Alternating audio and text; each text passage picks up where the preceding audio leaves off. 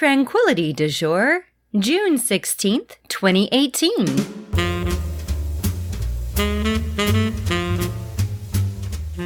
Hello there, this is Kimberly Wilson, and welcome to the 425th edition of Tranquility du Jour, bringing you interviews with authors, activists, and artists from around the globe since 2005.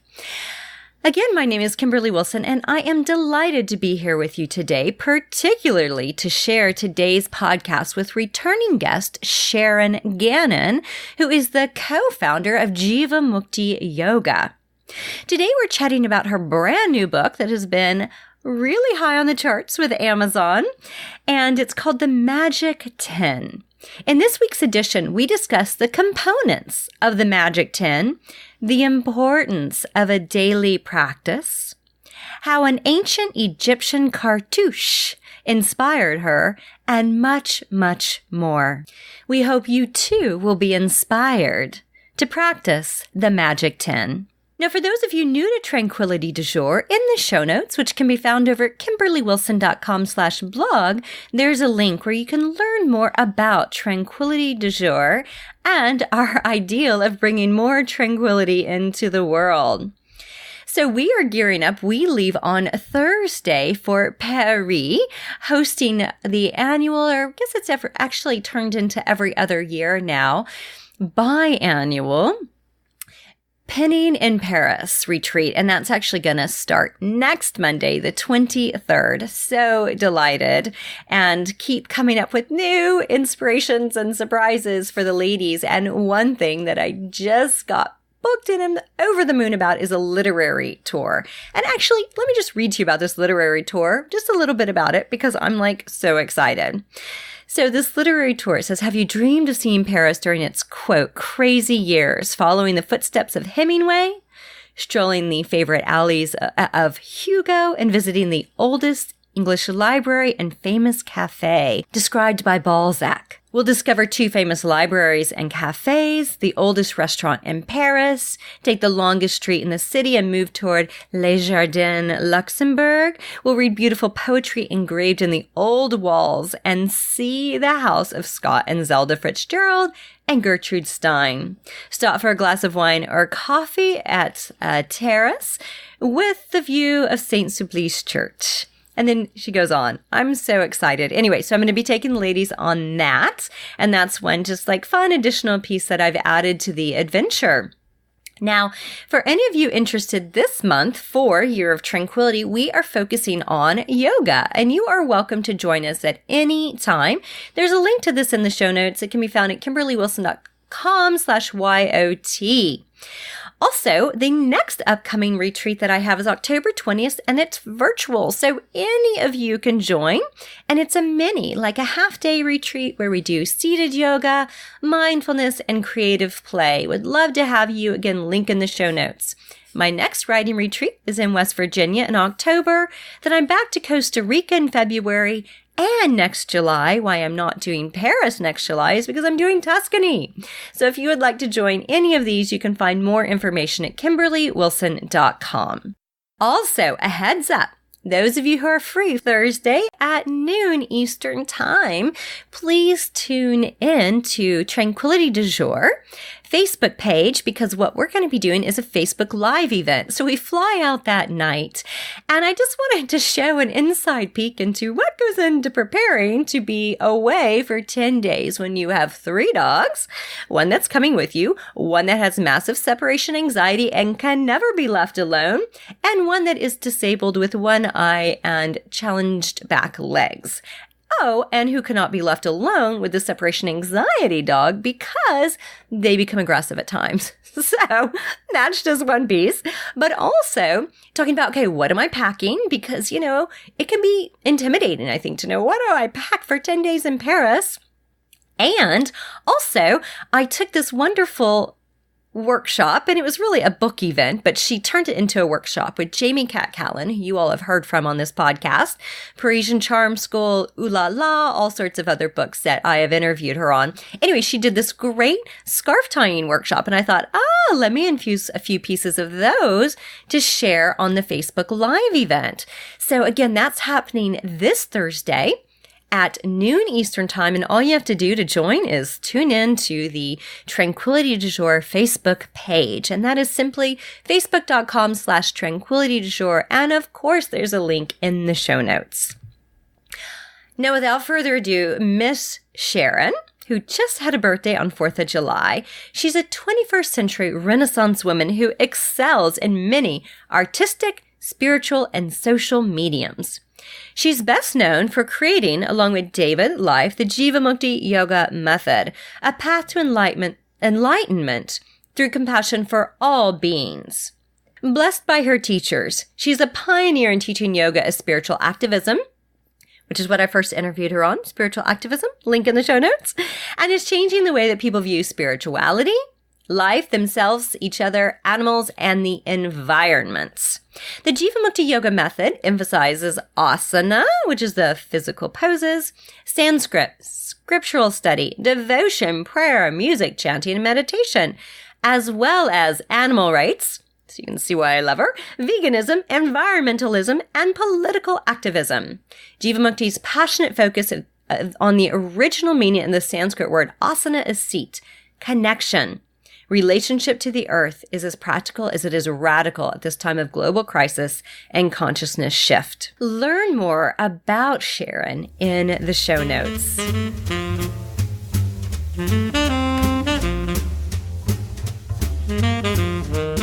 Congratulations on this amazing book, The Magic 10 and Beyond. Daily spiritual practice for greater peace and well-being. Now, I know you've been cooking this up for a little bit, Sharon. Can you tell us a bit about the inspiration behind this new book? This book is basically my way of sharing my own daily practice with any readers who are interested. And there are 10 practices, and these 10 practices I've been doing every morning for many, many years. I mean, I'm not sure how many, but certainly maybe almost 20. And there are things that I do when I first wake up in the morning. The first two practices actually happen when I'm still lying in bed. The first practice is gratitude, being grateful for my life, thanking God, thanking my teachers. And then the second practice is giving blessings to the people that I know. And so I do that by visualizing them and then actually saying blessings and love to, and then I say their name. And then the third practice is I get up out of bed and I feed the birds. I love this, by the way. Yeah, birds, yeah. And, feeding the birds. Birds are, when you feed wild beings, you nurture the wildness inside of yourself. And as we know, we've all become quite domesticated by our culture. Yeah. So then it goes on from there, There's asanas, there's some kriyas, and there's pranayama, there's meditation, there's a deep relaxation, shavasana, preparation for death. Yeah, so it's a full practice, really. But it's also could be a warm-up for anyone who wants to do a more extensive asana practice. Right. Yeah, I love how at the beginning you offer, okay, you can go through the whole book. You can do it, the complete practice 10, or you could pick and choose. I love that because it allows people to be like, okay, I've got 5 minutes, or I have an hour, or I want to make this more part of my everyday routine. Yeah, well, I tried to make it like it's definitely a template and it's very detailed as a practice, but it's also, there's so much flexibility in it, and you can mix and match like you just described and make it work for you. Definitely. Why not? I mean, come on. We all have to find our own unique way. And we're going to do that anyway, right? Right, right. And so why not do it with, blessings and support? We need more of that. We definitely need more of that. And that's why this book, I think, is such a breath of fresh air. Thank you. Thank you so much. One of the pieces that I thought was really interesting about this is this ancient Egyptian cartouche. Am I pronouncing that correctly? Perfect. That's because you're French, It's a French word, actually. I'm French in my heart. Really from Oklahoma, but Right. So tell me, because I thought this was really interesting. This was woven, of course, throughout the book, and it's so special. And so can you talk a little bit about the hieroglyphics and how this all played into this journey with this book? Yeah. Well, when I first wrote the book, I showed it to David Life, my partner, to get his opinion, and he said, it seemed it was clear and people would benefit from it, but he felt it was a bit dry. Well, I was a little offended. I said, what do you mean dry, David? And he said, well, it lacks mystery and magic, the very things that people are attracted to yoga for. And so I said, well, what do you suggest to give it more mystique? And he said, you need a story. You need a story. You need to tell the story of how you came up with the Magic 10 and beyond. And so I was reluctant. I said, really? Do you think so? I mean, would that be interesting to people? And he said, yes. And so with his encouragement, I wrote this story that where I share with the readers that I went to India. I went to Egypt, and I had an experience in the Great Pyramid. I laid down in the king's coffer, the sarcophagus there, and had really what is known, I guess, as an out-of-body experience. And I don't know, it kind of keyed me in to something about yoga and ancient Egypt. And I'd always had a feeling, an intuitive feeling, that yoga might have been practiced in the ancient Egyptian mystery schools. But I never had come across any evidence, really, to support that. But still, I had a feeling. So we go to Egypt, and then we go to the Cairo Art Museum, and the story talks about this. We meet an Egyptologist, and he shows us a cartouche. And our cartouche is, I'm sure the listeners they might not be familiar with the word, but you've seen cartouches. They're like a magic circle, and the circle is becoming elongated, and it contains hieroglyphs, the Egyptian pictorial language. And often these hieroglyphs are the name of a person, or they could be a protection mantra or a formula, something like that. So anyway, this Egyptologist that we meet in the Cairo Art Museum invites us to his office, and he shows us a cartouche that he has been given, and he's been given the job to authenticate it and to try to decipher its meaning and date it, etc. And so, because we're yogis, he kind of asks our opinion. And the cartouche has these 10 symbols. And anyway, I don't want to give the whole story away, but it becomes very much a part of this Magic 10 practice, which the book is about. And I don't know. So so each chapter or each one of the practices begins with one of the hieroglyphs that appears in the cartouche. And then I explain what the hieroglyph means and then how it's connected to the yoga practice. So I believe that yoga was practiced in the ancient Egyptian mystery schools. And that it, certainly we owe a great debt to India, because India codified the methods of yoga, wrote them down, And perhaps very importantly for us to consider, all of those writings are still with us. They've been preserved for centuries and centuries. But in the Egyptian mystery schools, no concrete, yoga, like Yoga Sutras or anything like that, has yet to be unearthed at any archaeological dig. At least not yet. And so I kind of suggest that this cartouche that appears in the book it brings some evidence to that effect, that yoga might have been practiced in ancient Egypt. So there you go. Yeah, I love it. And, once you brought that story in, was David like, you found it. There's the magic. And was it hard for you to kind of figure out, okay, how do I weave kind of story into, a bit of a how-to book? Well, the story appears at the end. So it's like, if you just want a manual for how to do these yoga exercises, that's there too in the book. And then the story is at the end, is kind of a bit as an afterword, like the backstory. Yeah. But, it's like when my teacher, Pattabhi Jois, students were always asking him, where did you come up with this series, the Ashtanga primary series and intermediate and so on?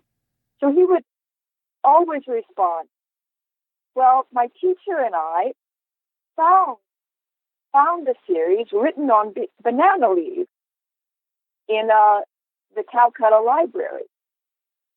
And so that was kind of the story.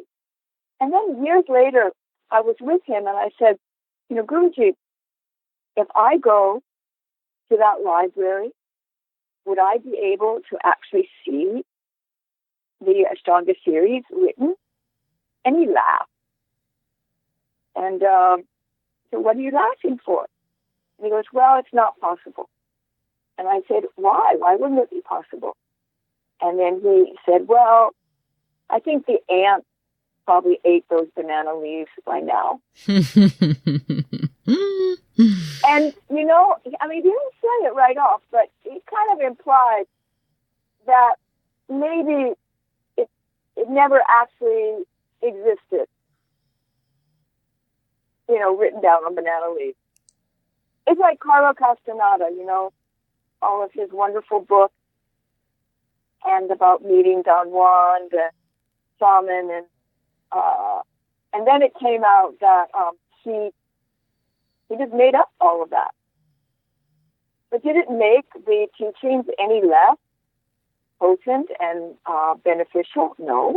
Right. No, that's a great story. So stories are helpful to us. We human beings, we like stories. We need something to identify with. We want to put ourselves in the picture. That's not a bad thing.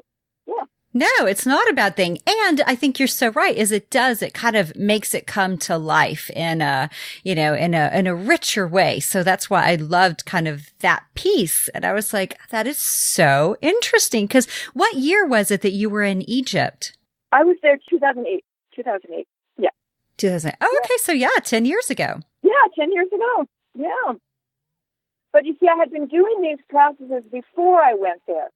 And so the cartouche is like, I recognized, oh my goodness, in this Egyptian cartouche, these are the practices that I've been doing. So it was kind of like that, kind of like a cracking of a code, more or less. One of the pieces you really talk about, and, it's in the subtitle of your book, is the importance of daily practice. And I just want to read a piece you wrote because I think it really speaks to this. Absolutely. So you wrote, through repetition, the magic is forced to rise. For a practice to yield sweet fruit, it must be done regularly. Daily is best. It should become a habit, a good habit, like brushing your teeth. And like brushing your teeth, a daily yoga practice doesn't have to take all day. Do it first thing in the morning and allow the benefits to unfold throughout the rest of the day. But if for some reason you are unable to do your practice first thing in the morning, then do it later in the day or last thing before bed. The most important thing is that you do it over time with consistent regular daily practice, along with a sense of detachment. This is key regarding specific results. The benefits will accumulate on their own accord. To practice, all the while being unconcerned with the results of the practice, is the way of the yogi who knows how to let go and let God. Transformation is always subtle and gradual, but nonetheless inevitable, if you're willing to commit to consistency in your practice and sincerely surrender its fruits. Do your best and let God do the rest. You read so well. Thank you. I'm very honored. You write so well. And so, what I love about this is, I'm hosting an online year-long program called Year of Tranquility. And this month happens to be yoga. And, one of the goals that I've encouraged people is to try to do one sun salutation every day, right? So to start small, at least getting something in. And so I'm curious, like you clearly wrote to this, the importance of daily practice and also surrendering attachment to the results. Yeah. So can you speak a little bit to that? Like, how do we surrender attachment to results? That can be tricky. Of course, yes. But anything that you do takes time to gestate, to grow. Change is gradual. It's not like profound, lasting change. That is it takes time. It's like if you want to eat apple pie for dessert for dinner tonight. I mean, only a fool would expect that they could go and put a seed in the backyard, plant an apple seed in the backyard, and expect to make apple pie that night. It takes time, and once you plant the seed, then you have to nurture that seed. You have to give it the water. It has to have the right amount of sun. There are many conditions, and in other words, you have to care. You have to care for the growth of that seed. But if you're too preoccupied with, am I going to get my apple pie? It's day 2. I planted that seed 2 days ago. When is the apple pie coming? And you have to kind of, like with any kind of spiritual practice, you have to really, it's not up to us. It's up to our higher self, God, whatever name we want to call it, that a yoga practice really is about getting over yourself as the doer and surrendering to God as the doer, and you become the instrument. And that's actually, when you kind of grasp that, even intellectually, there's such a relief about that. There's no longer do you have to think, I'm the one that has to change the world. I'm the one that has to convince everyone to be vegan. I'm the one that has to save all the animals. No, you can't do that. You can only do your best and continue to do your best and be humble enough to realize that you're only going to be able to contribute to the whole, and that you're not in control of others, whoever they might be, human or animal or rivers or streams or forests.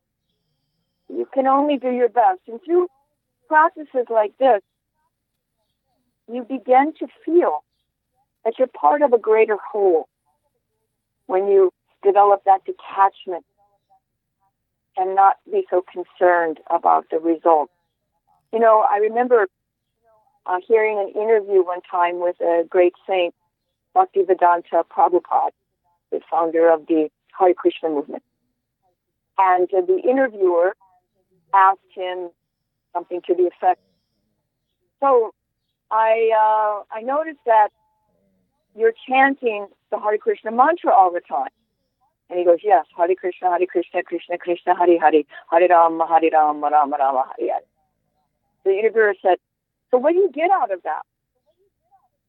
Prabhupada said, what do I get out of chanting the Hare Krishna mantra? The interviewer said, yes. What do you get out of it? What's the result? And he goes, chanting the Hare Krishna mantra.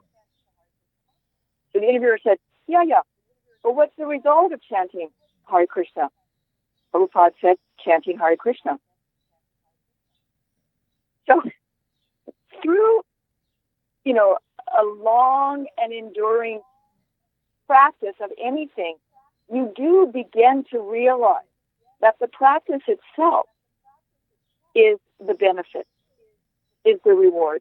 I think that is, I was just thinking that would make a great tattoo. The practice itself is the reward. It's like such a good mantra. It's just such a good reminder, because I think so much, we're just driven to like, oh, I want to be able to do handstand, or, oh, like, I just returned to ballet. Oh, I want to be able to do a pirouette, or, whatever it is. It's like we have our eyes on the destination, not the journey. And so I love this reminder that the practice is the reward. Yeah, and then, there's less stress involved in it. You derive enjoyment. And life is about enjoyment, ultimately, because that is our true nature. In the Yoga scriptures, in the Taittiriya Upanishad, it says our true nature is joy. And this is why we're always seeking joy.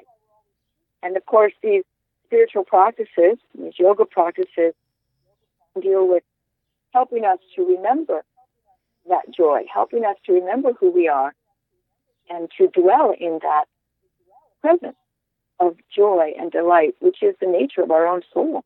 So let me ask you this. So I'm sure we have some listeners that may not be feeling, joy and delight right now in their lives. And so how would you recommend that people connect to that deep part of themselves? I mean, clearly, probably working through these 10 steps in your book, but I'm curious, is there something that you have found to be quite helpful, like getting out in nature, feeding the birds, stepping away from the grind? Being grateful.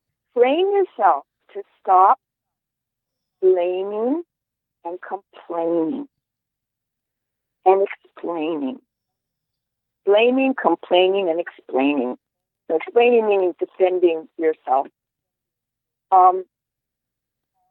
Instead, substitute gratitude. Substitute gratitude and doing your best to enhance the lives of others. And of course, one of the biggest ways to enhance the lives of others is to eat a vegan diet. And to be able to find joy, the joy which is the nature of your own soul, by not depriving others of joy. And that's really, I think, the main reason why we should become vegan, because it just brings more joy into our own life, into the lives of the animals that did not suffer, and into the world, into the ecology of the planet. It's life affirming. So finding ways, and of course, each person has to find their own unique and personal and workable, applicable way to feel that joy, which is already there. You don't have to go out and get it or buy it or take it from someone else. It is our nature. So, spiritual practices are basically just practices to help us remember that.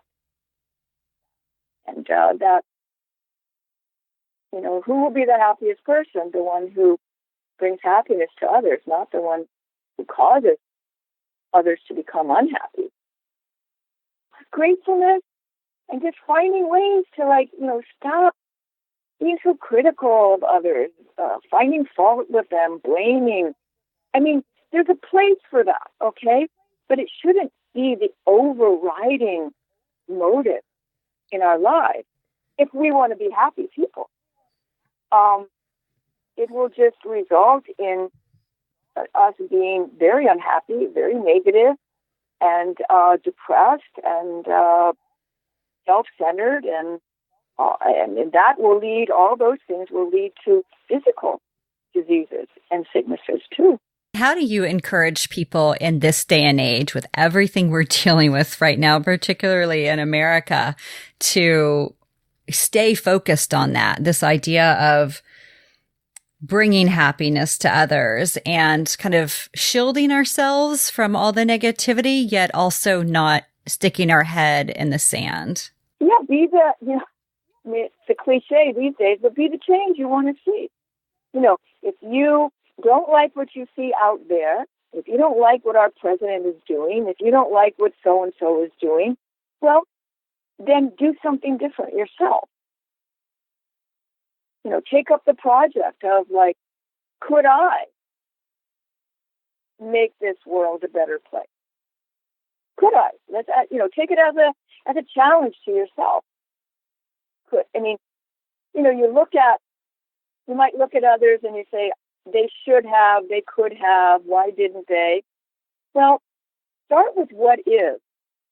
Accept that. That's the first step to change. And then see if you can embody all those things that you want someone else to embody. It's actually more fun. It's more fun. It's actually a fun, it's a challenging project, but it's more fun than, voluntarily getting yourself into a negative spiral. That only pulls you down. Right. No, it's a great reminder that the change starts from within and, looking at things even more from a micro level versus big macro, it's like, okay, well, this all starts within each of us and the decisions we make every single day, that ultimately has a ripple effect and affects others around us. So I think that's a really important reminder. Yes. And also what it does is it wakes us up to responsibility, that actually we're not ineffectual individuals, that actually we are creating this reality. We're actually part of this. We are, I saw recently, I was in San Francisco on the book tour, and I saw this beautiful graffiti on the side of a wall, this huge painting, and there was a heart, and in the center of that heart, it said, we're all in this together. And I thought, if I would have painted that, I wouldn't have said that. I would have said, we are all this together. Or together, we are all this. We're in this together, like that earth is something separate from us, and we're all in it. We are earth. We are earthlings. We're all participating. We're all making this happen together. And so that's evidence that what each one of us does is of vital importance to the whole. Right. Because I think so often we can feel like, oh, there's nothing I can do. All right. So it's this great reminder that actually you can. It starts from within. It starts within your home and your community and, how to have that ripple effect. And be patient, don't demand results immediately. Don't demand that you're going to have that apple pie for dinner tonight, Be patient. But go ahead and plant the tree anyway. Even if you're just living in a rental house. Plant the apple tree in the backyard. And nurture it. And see what grows. Yeah. Yeah. So you've got book tour right now, and then when do you wrap all of that up? The book tour kind of winds down in the end of September. Yeah. And we're number one on Amazon, and we've been number one for over 2 weeks. It's quite extraordinary. I didn't expect that. Number one in the yoga releases, yoga new releases. Yeah, it's so amazing. And that, I can't take any credit for that. That's the support of many wonderful people who think that this book is interesting. And it is. What do you hope readers will take away from this? If you were to say, this is the one nugget I want you to leave this book with, is there something that stands out? Well, I think I want the book to be useful to people, not just use it as a voyeuristic thing. Oh, this is what Sharon Gannon does. No, I want it to encourage others to have a daily practice, something that works for them. And because so much of our lives are just, we're being pulled here, there, everywhere, and our minds are fragmented, and we say one thing, mean something else, do a third, completely different thing. So when you embark on a practice, it's really a practice of focus, of saying, okay, for 5 minutes, I'm not going to do anything else but this. I'm going to sit down, I'm going to, meditate, or I'm going to lay in bed, and I'm going to give blessings to like as many people as I can in 5 minutes. But you do it. There's tremendous, tremendous benefit from that I think is underrated. And in our culture, we're encouraged to do a million and one things, right? Multitask. Well, actually, that's not even possible to do more than one thing at a time. But we never really are able to go deep into anything because we're thinking about the next thing that we should be doing while we're doing whatever it is we are doing. And so it makes us very nervous and not peaceful or tranquil people. And we don't get much done at the end of the day. Right. And yet we've spun our wheels all day, right? Yeah, spinning the wheels. Yeah. And then we're exhausted. Yeah.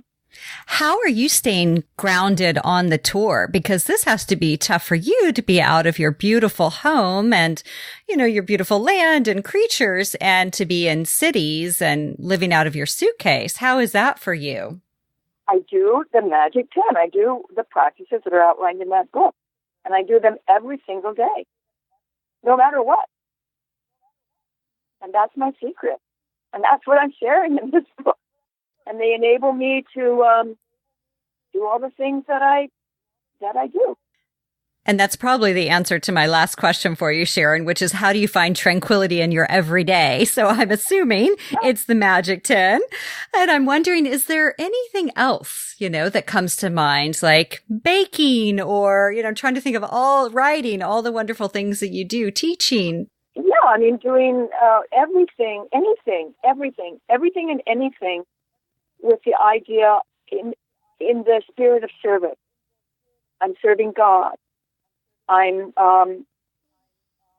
enhancing the lives of others. Anything that I do, I try to take my selfish interests out of it and try to make it an offering to enhance the lives of others and to increase God's bliss in the world.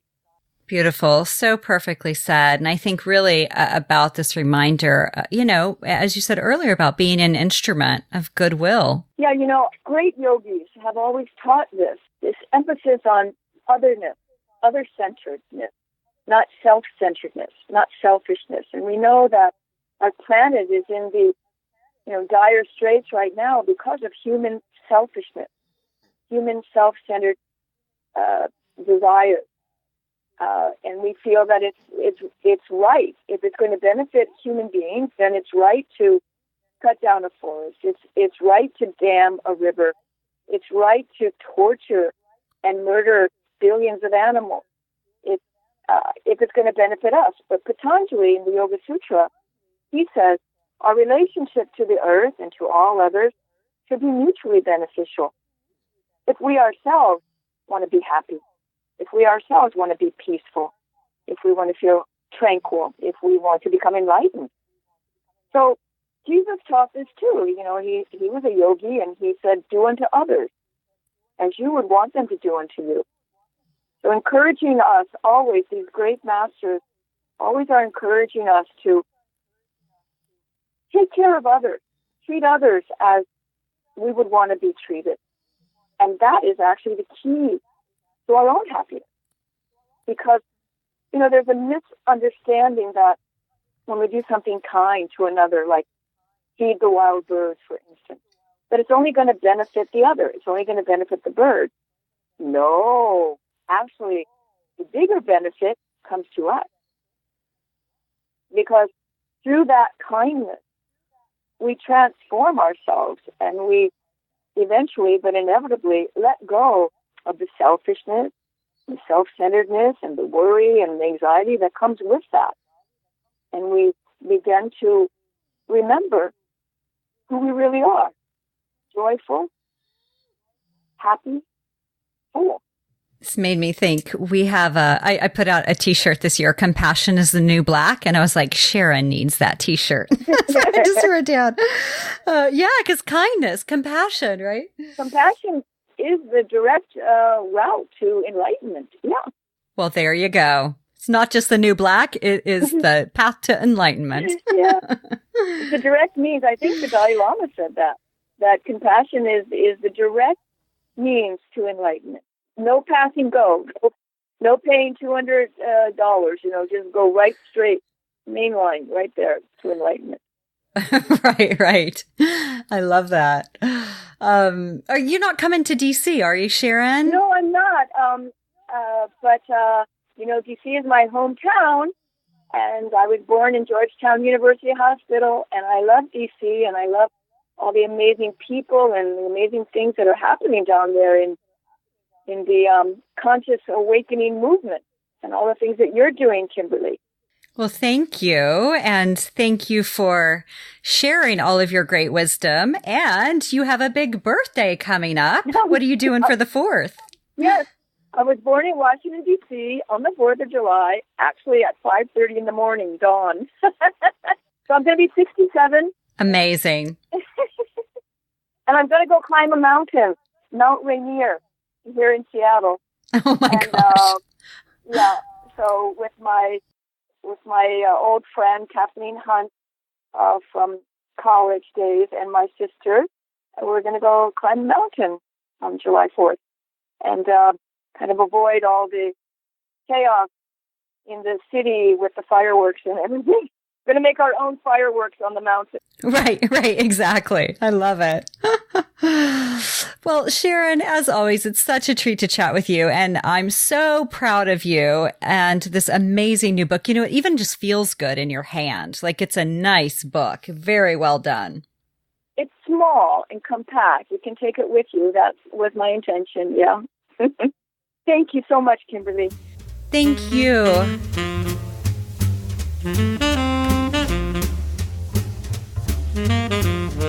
There's a link to find Sharon, her Magic 10 and Beyond website that is within the Jivamukti Yoga website, and it's just beautiful. There's a wonderful video and inspiration on the Magic 10.